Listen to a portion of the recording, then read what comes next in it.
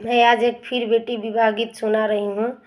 अच्छा लगे तो लाइक शेयर कमेंट कीजिएगा और फरमाइश भी कीजिएगा और फॉलो भी कीजिएगा।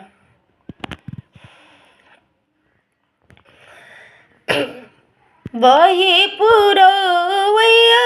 पपाजी उमड़ेला बदरिया रे तड़ अपेला बदरिया अरे बही पुरवैया चाचाजी उमड़ेला बदरिया रे तड़ पेला बदरिया अरे पानी भरे चलनी पपाजी पाका वाहोई नरावा रे पाका वाहोई नरावा अरे भोरो तो ये पपाजी हथवा पीड़ुड़ाइले यारे हथवा पीड़ुड़ाइल अरे ससुर निरामया पपाजी दरदी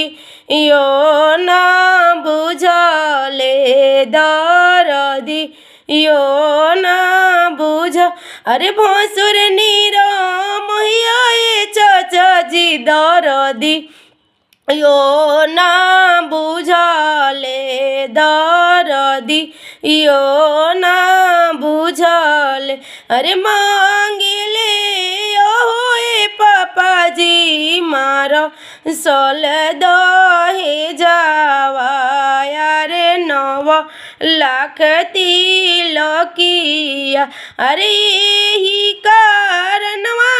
पपाजी पानी भारावावेलन यारे पानी भारावावेलन अरे ताकिला अगवाए पपाजी ता किला हो पाछावा यारे ता अकेला हो पाछ अरे कोई नहीं लौके पपाजी गाँव के हो लोगावा यारे गाँव के हो लोग अरे बहिनी के सवद हो सोनी भैया चली आइले यारे भैया